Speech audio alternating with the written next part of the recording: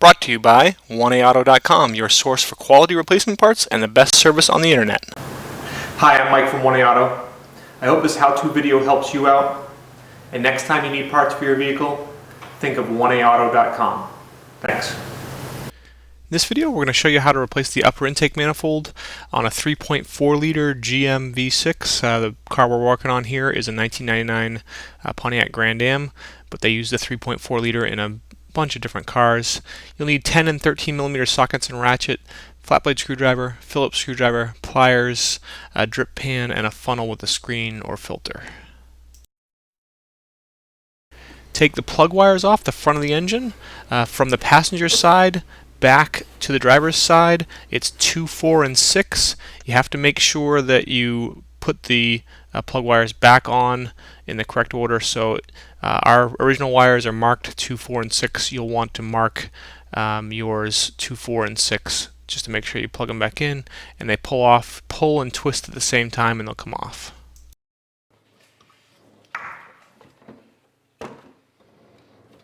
Now you just want to disconnect those spark plug wires. There's a clip up there. You just want to pull that off. And then you just want to remove that hose from the top and that hose as well.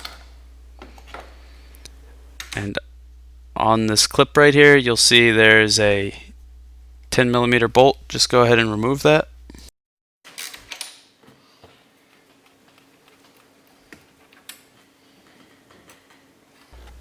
Okay, now what you want to do is loosen up the clamp on the air intake hose. So using a flat blade screwdriver, just loosen up the bolts on those two clamps.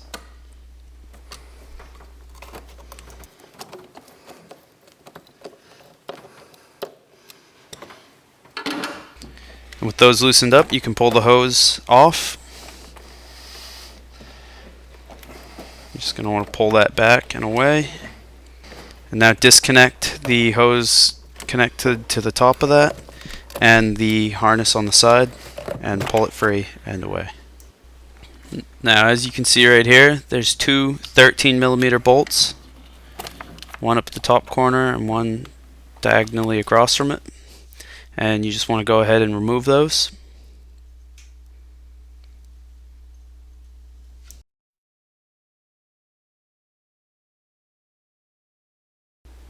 Okay, next what you want to do is remove the bolts that secure the coil pack. There's actually different size bolts. The top two are 10 millimeter and the bottom two on the back there are 13 millimeter. You just want to go ahead and remove those.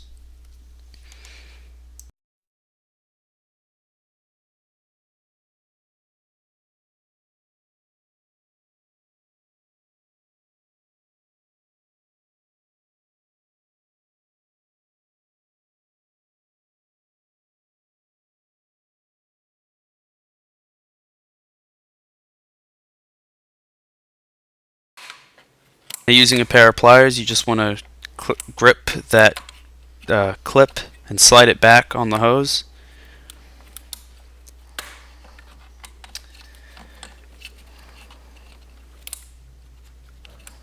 And then you just want to use a flat blade screwdriver to pry that hose off. Now right here, there is two 7 millimeter bolts. You just want to go ahead and remove those.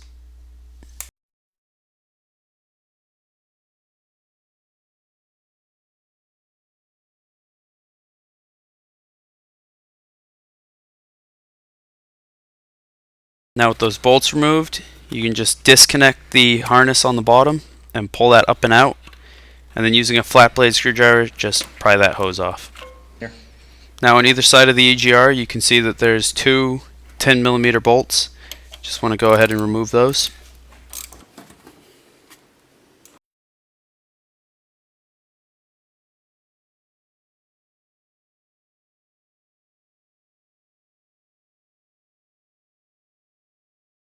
Now what you want to do is remove this upper intake plenum, and what you're going to need is a 10 millimeter socket to remove the 10 millimeter bolts, and then there's one 13 millimeter nut right there.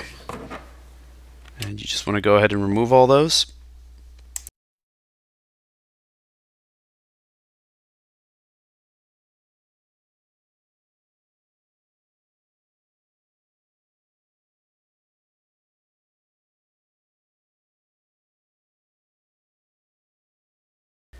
Now you just want to remove this 10mm bolt right here.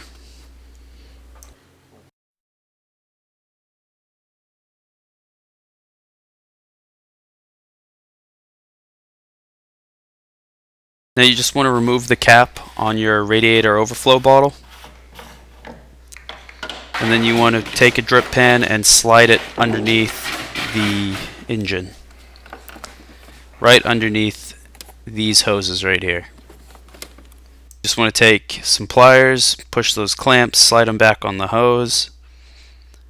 And then we're going to take a flat blade screwdriver and we're just going to pry that hose back and off. And it's important to disconnect these hoses. You're going to see a lot of coolant comes out, that's why the drip pan's under there. And we actually leave the screwdriver in there to help drain all this coolant. However, there is an easier way to drain this coolant. In our case, this is how we had to do it, and you can do it this way. But what you should do to drain your coolant quicker, as you can see, there's actually a bolt right there. And you just want to loosen that up and drain the coolant that way. Ours is actually broken, so we didn't have a choice. But once the coolant's pretty much drained out, you still want to make sure those hoses are pried off. And then you can just pull that hose free and that hose free.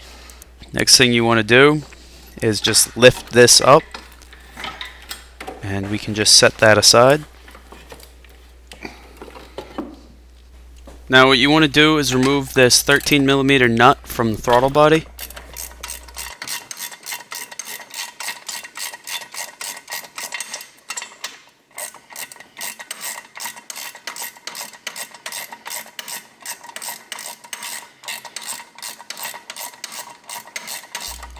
And the throttle body should come right off.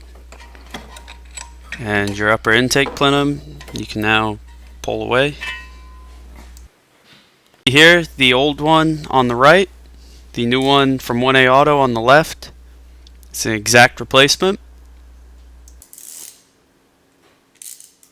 You just want to put your new upper intake plenum back into the motor. Just reattach that throttle body. Just put that bolt back in there. And tighten that up.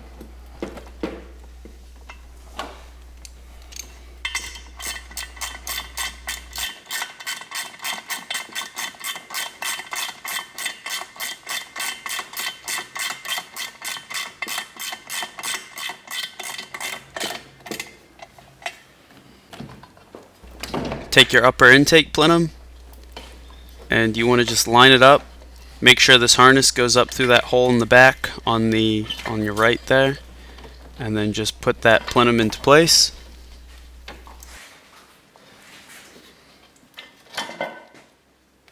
You want to just replace all the bolts that go along this. Make sure that if there's a bracket that goes in that spot, you put the bolt down through the bracket, like right here.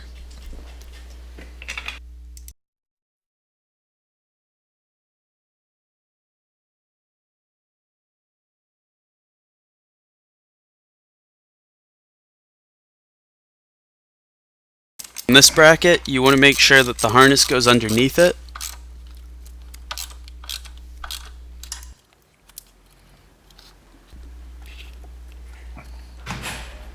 And you want to just take this, plug it in right next to that harness, and then plug the other end up here. And then take this, plug that lead into it, and set that down into that bracket. And you want to just tighten those bolts. And you want to just replace your coil pack bolts to secure the coil pack back into place.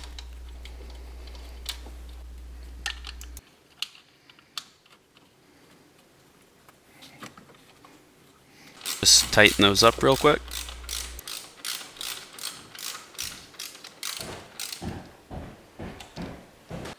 Okay, you want to just put that hose back into place, take the clamp, using pliers, slide it forward, and it locks into place.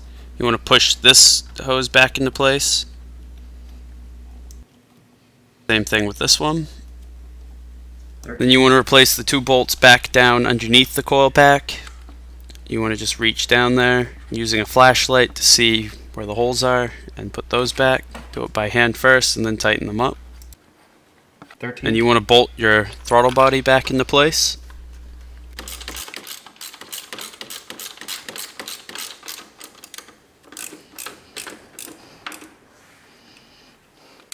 And you want to replace that nut on the bottom corner of the throttle body.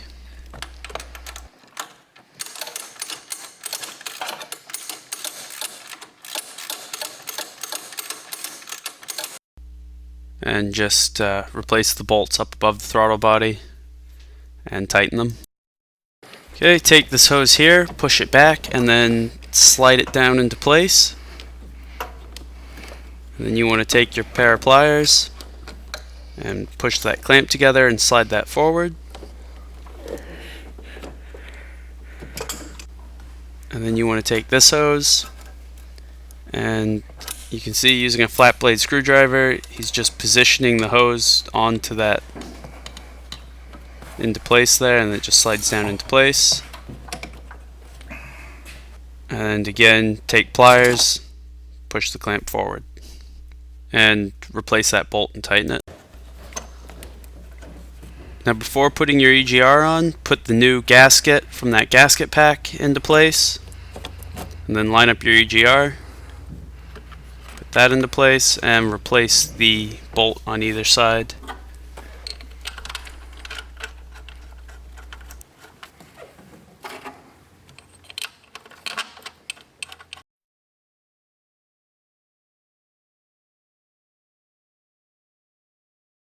Now what you want to do is we're going to put the air intake hose back in, so you want to use a Phillips screwdriver to loosen up those bolts.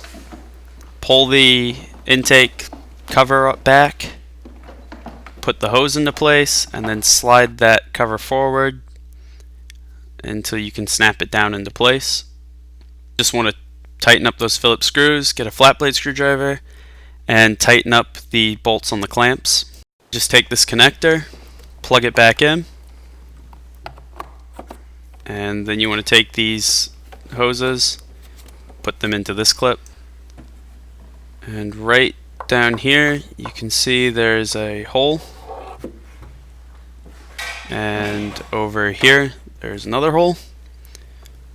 You want to take this and fit that down in behind and into the hole there, and wrap it around and plug it into the hole at the top of that air intake hose.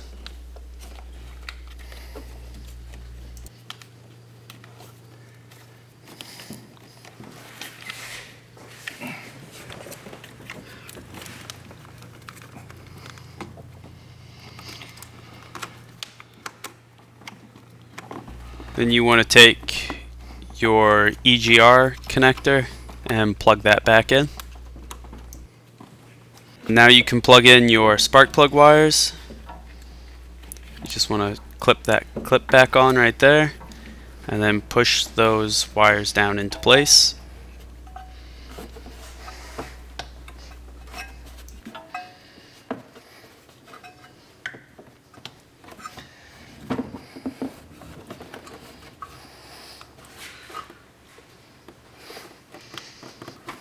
And now, using a funnel with a screen or a filter in it, you want to just pour that coolant that came out into the drip pan back into your reservoir bottle. We hope this helps you out. Brought to you by www.oneauto.com, your source for quality replacement parts and the best service on the internet.